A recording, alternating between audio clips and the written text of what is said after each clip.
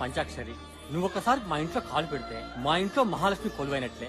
కష్టపడి కట్టుకున్న ఇల్లు గుడి కన్నా గొప్పది బాబాయ్. లోపలికి రామ్మా.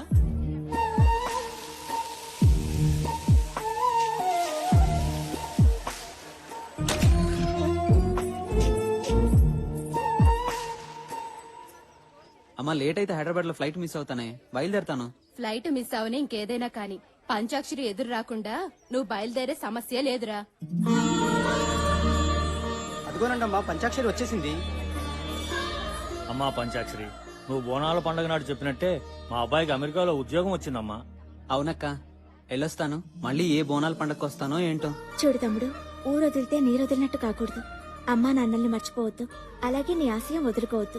క్షేమంగా వెళ్ళరా. అలాగే రా.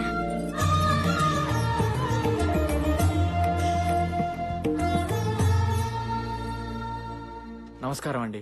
నమస్తే. ఎవరు బాబు నువ్వు? నా పేరు శ్రీరామ్. నాకు ఈ ఊర్లో ఎవరూ తెలీదండి, ఒక పంచాక్షరి తప్ప. ఎందుకు ప్రేమించానో చెప్పలేను, కానీ ఎంత ప్రేమించానో చెప్పగలను. నా ప్రాణమంతా. మీ గురించి విన్నాను, నా గురించి చెప్పడానికి నాకెవరు లేరండి. మీరు నాకు పెద్ద దిక్కు కావాలి.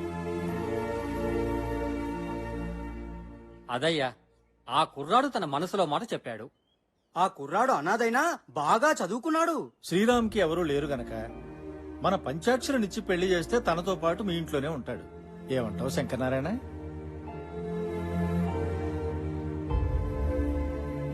ఏమనేదే ఉంది, మన దీక్షితుడు గారు చెప్పింది అక్షర సత్యం.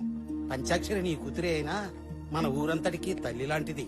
శంకరం, ఇంకేమీ ఆలోచించుకు. పెళ్లి చేస్తే పిల్లలిద్దరూ మన ఊళ్ళోనే మన కళ్ళ ముందే ఉంటారు. నాకేం అభ్యంతరం లేదు, గాని ఒక్కసారి మా అమ్మాయిని కూడా అడిగి. అలాగే.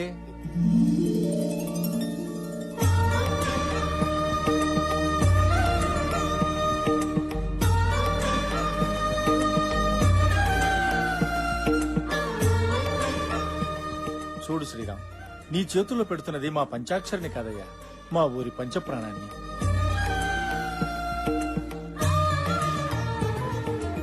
చూడు బాబు, నీకో విషయం చెప్పాలి. ప్రతి సంవత్సరం వచ్చే బోనాల పండక్కి మా పంచాక్షరి మీద అమ్మవారు ఆహ్వానిస్తుంది. తను నా భార్య అయితే భర్తగా ప్రేమిస్తాను, దేవత అయితే భక్తున్నే పూజిస్తాను.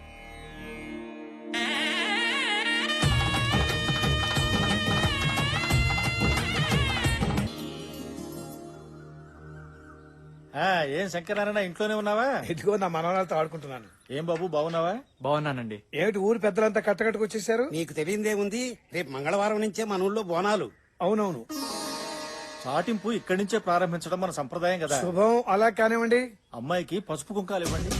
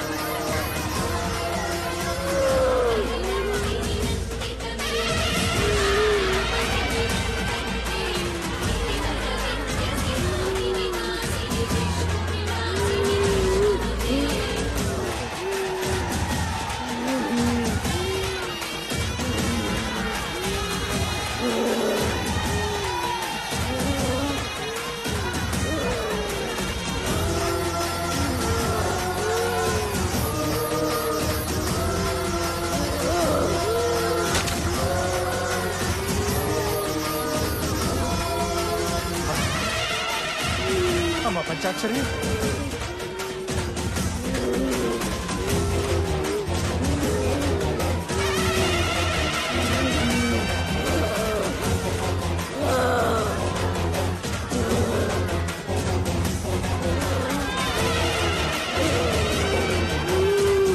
అమ్మా అమ్మా అభయ దుర్గాదేవి అమ్మా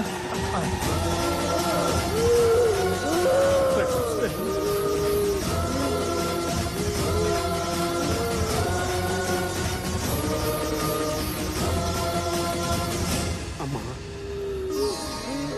నా మనవరాలకి చాలా కాలం నుంచి పిల్లలు కలగటం లేదు. అసలు సంతాన యోగం ఉందో లేదో చెప్పు తల్లి. పుడతారా పుడతారు, నీ బిడ్డకి పిల్లలు పుడతారు. అమ్మా మా ఆయనకి 2 నెలలుగా ఒంట్లో బాగోట్లేదమ్మా. నాకు చాలా భయంగా ఉందమ్మా. ఆయన ఆయుష్ గట్టిది, వచ్చిన రోగం వెనక్కిపోద్ది. అట్టగే అమ్మా. ఓపిక పట్టు.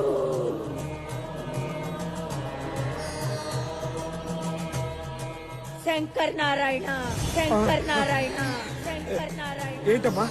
నీ కళ్ళల్లో ఆనంద బాష్పాలు కన్నీళ్లుగా మారబోతున్నాయి.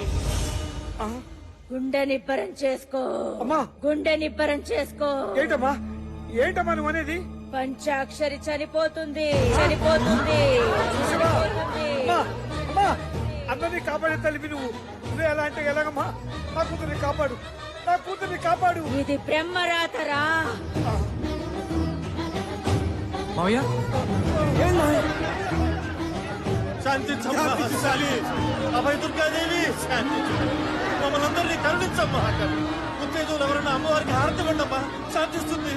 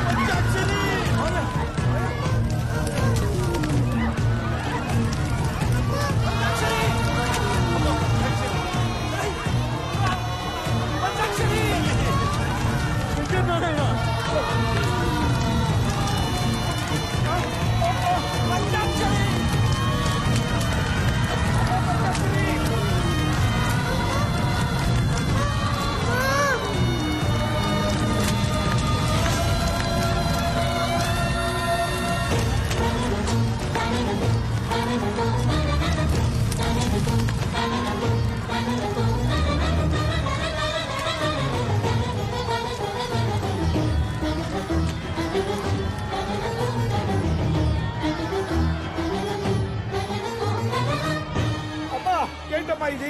ఏంటి దారుణం? ఈ గుడి ఒళ్ళో పుట్టిన నా బిడ్డని సాక్షాత్తు నువ్వే అనుకుని ఈ ఊరంతా కొంచారే.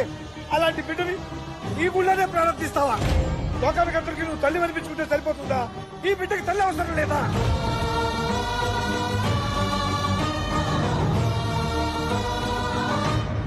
అవునులే, కడుపు తీపి గురించి నీకేం తెలుసు? ఈ లోకంలో ఏ ఒక్కరినైనా నువ్వు కన్నావా, పెంచావా? అందుకే ఇంత ఘోరం చేశావు. నువ్వు ఒక దేవతవా? నీకు ఆలయం, హోమాలు, సహస్రనామాలు, ధూపదీప నైవేద్యాలు ఇవన్నీ చాలా నీకు.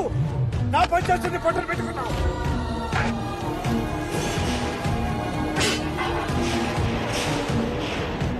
నీ కళ్ళు మూసిపోయాయి. ఒక్కసారి కళ్ళు తెరిచుడు. రాక్షస సంహారం చేశానని పురాణంలో చెప్పుకుని విరవేగటం కాదు. నీ అవసరంతో పుట్టిన నా బిడ్డని కాపాడుకోలేకపోయానన్న అపఖ్యాతి నీ చరిత్రలో రాసుకో, రాసుకో.